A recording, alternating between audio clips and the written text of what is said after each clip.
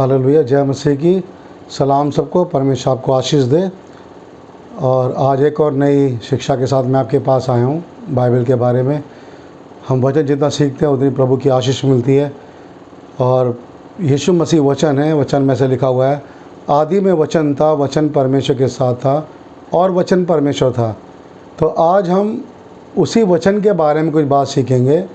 जैसे पिछले एपिसोड में मैंने बताया था, 2 पहाड़ हैं और 2 वाचाएँ हैं, है ना। और आज हम देखेंगे कि वो वाचाएँ क्या हैं, क्योंकि हम ऊपर की यरूशलेम में लिखा है, यरूशलेम के पास आए हैं, सिय्योन पर्वत के पास आए हैं और हम आत्मा की वाचा में हैं। तो ये वाचाएँ किस ओर इशारा करती है? देखिए, मेरे साथ निकालिए, क्योंकि आजकल बहुत सारी गलत शिक्षाएं चल रही हैं, बहुत सारे लोग गलत शिक्षा दे रहे हैं। तो प्रभु यीशु मसीह के लोगों को उन शिक्षाओं से बचना चाहिए जो गलत शिक्षाएं हैं, जिसका वर्णन बाइबल में नहीं है, जिसके जो वचन परमेश्वर ने मेंशन नहीं किया, जो बात हम नहीं जानते, पवित्र आत्मा हमको नहीं सिखाता, वो बात हम ना माने।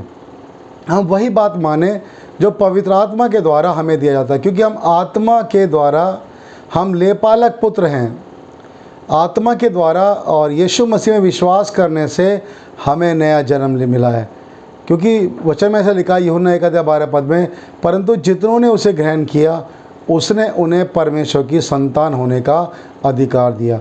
तो हम जितने यीशु को ग्रहण करते हैं, जितने प्रभु यीशु मसीह के पास आए हैं, हम यीशु मसीह के पास परमेश्वर की संतान बनकर आए हैं, बन जाते हैं, क्योंकि हम प्रतिज्ञा के द्वारा चुने गए हैं।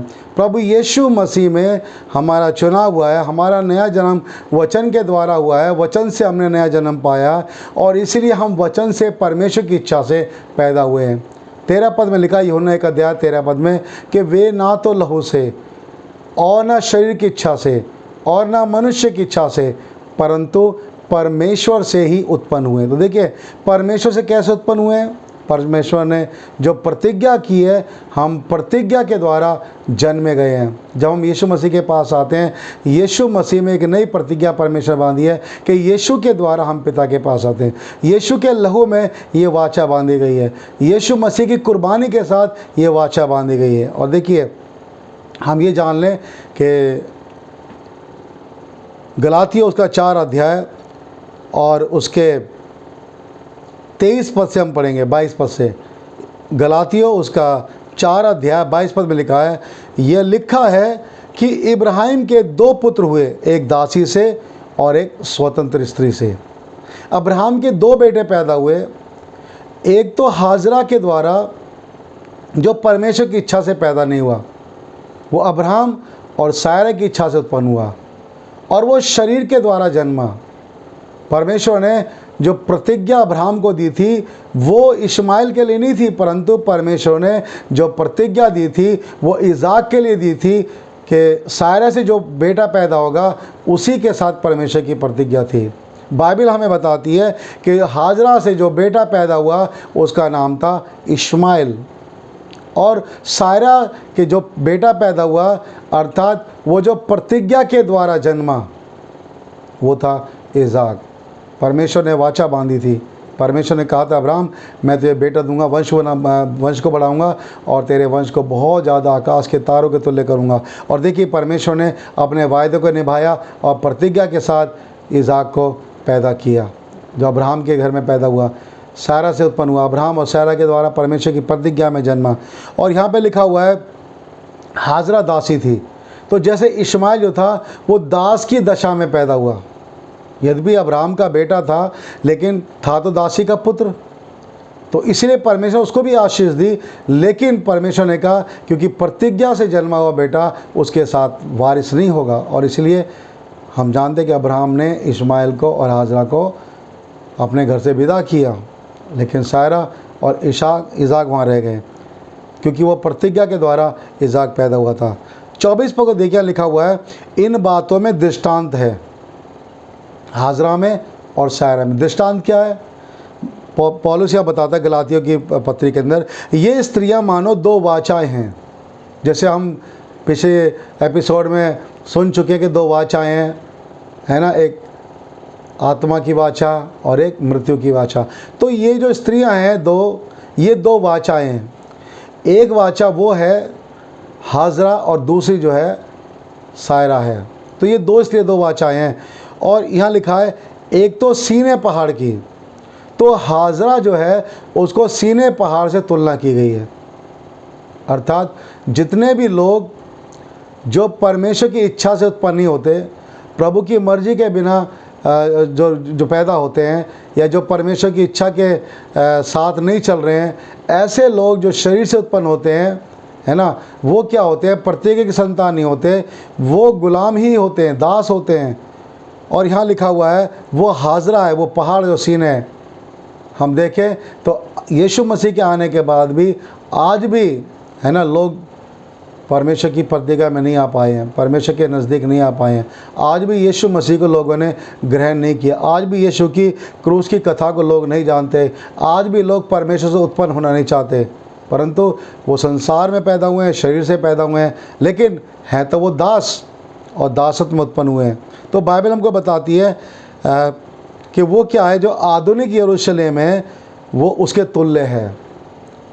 आज का जो यरूशलेम है वो उसके तुल्य है, अर्थात हाजरा के समान है। जैसे हाजरा जो दासी थी उसी प्रकार से आज का जो यरूशलेम है वो भी उसी प्रकार से है। यीशु मसीह पर विश्वास नहीं करता।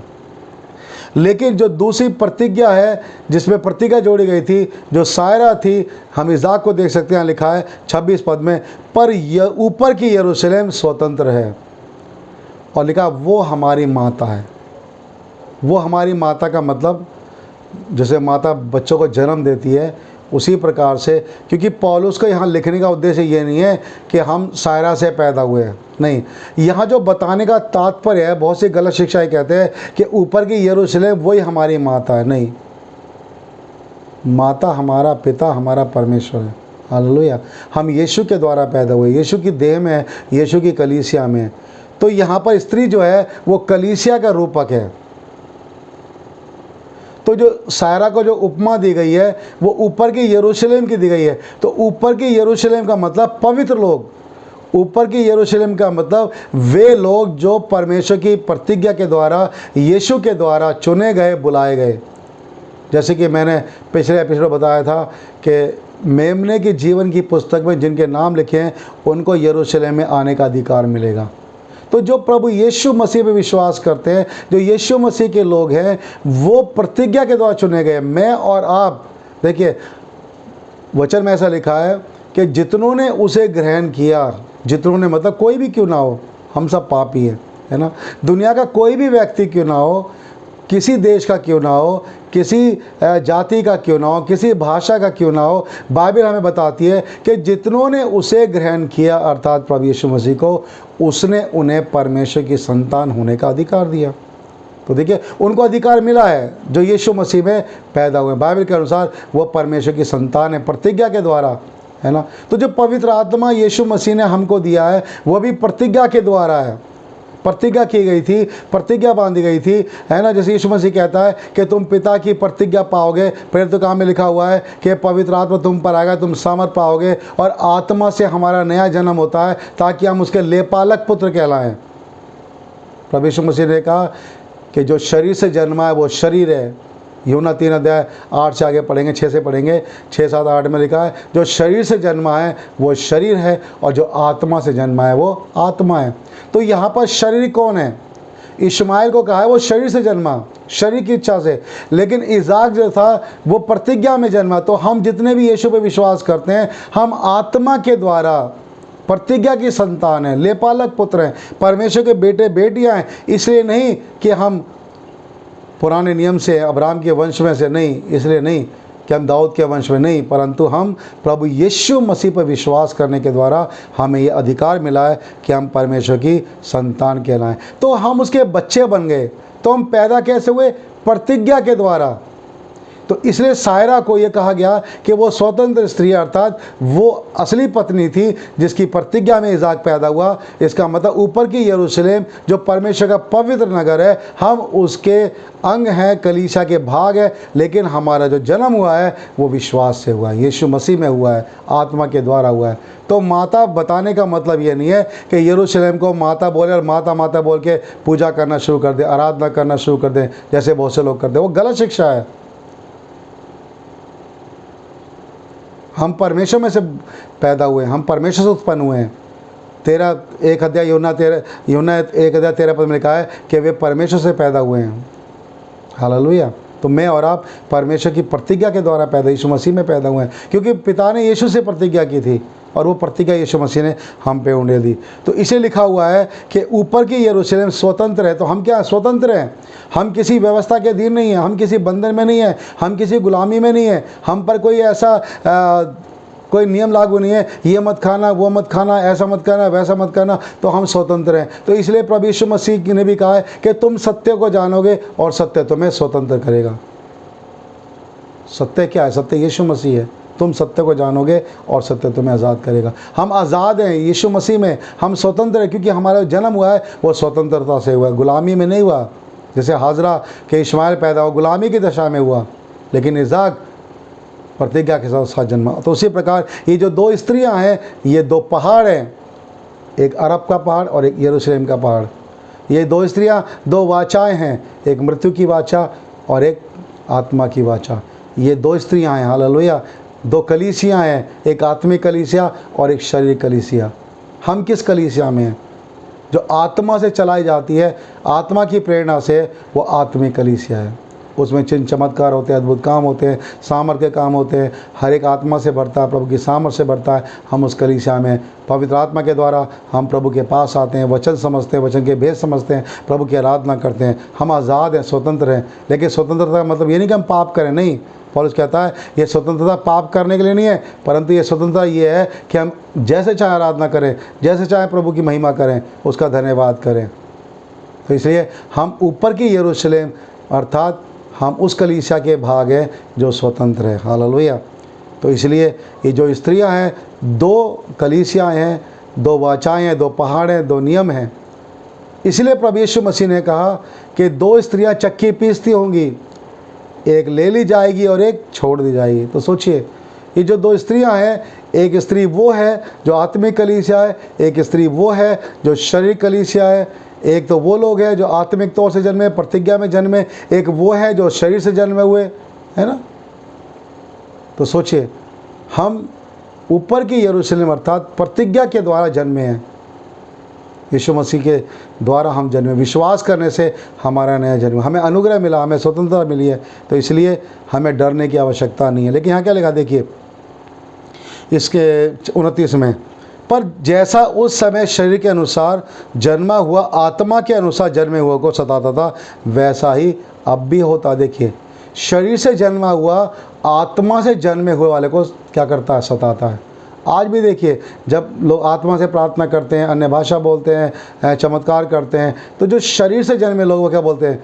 ये तो पागल हैं, इन्हें पता नहीं क्या बोल रहे हैं, ये तो पागलों की तरह व्यवहार कर रहे हैं, है ना। वो बहुत सारे कमेंट करते हैं, बहुत सारी बातें करते हैं। बजाय सच्चाई को जानने के, बजाय वचन को जानने के, बजाय यीशु से पूछने के, बजाय आत्मा की वाचा में आने के, वो क्या करते हैं? आज भी आत्मिक लोगों को सताते हैं, आज भी आत्मिक लोगों के खिलाफ खड़े हो जाते हैं, आज भी कहते हैं कि ये तो झूठे चिन्ह चमत्कार करने वाले हैं। देखो, चिन्ह चमत्कार कभी भी मनुष्य अपने आप कर नहीं सकता, परमेश्वर करता है।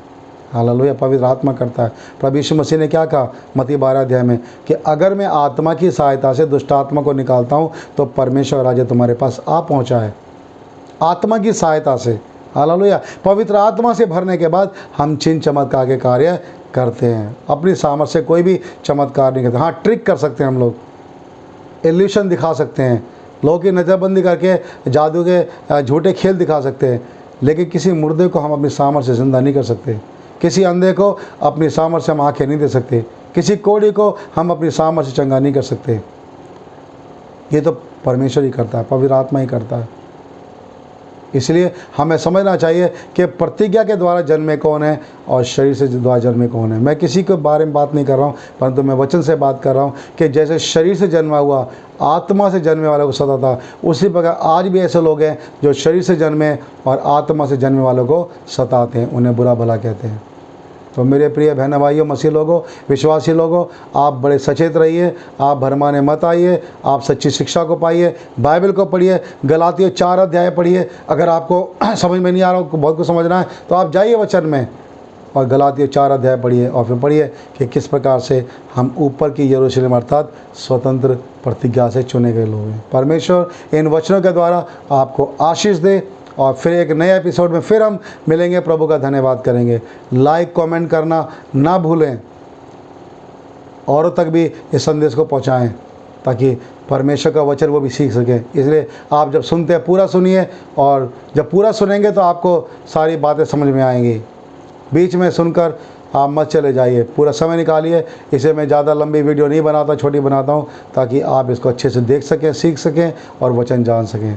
अच्छा तो ये क्या, बाइबल लेके भी बैठे जब आप सुनते तो आप बिल्कुल समझ सकेंगे कि क्या जो वचन प्रचार हो रहा है क्या वो बाइबल में है या वैसे ही अपनी ओर से किया जा रहा है ना। परमेश्वर आपकी सहायता करे, समझने, पवित्र आत्मा की सहायता करे, आप प्रतिज्ञा की संतान बने, परमेश्वर की महिमा करें, आत्मा के द्वारा जन्में ताकि परमेश्वर आपको आशीष दे। जय यीशु की। सलाम सबको, परमेश्वर आपको आशीष दे। जय यीशु की।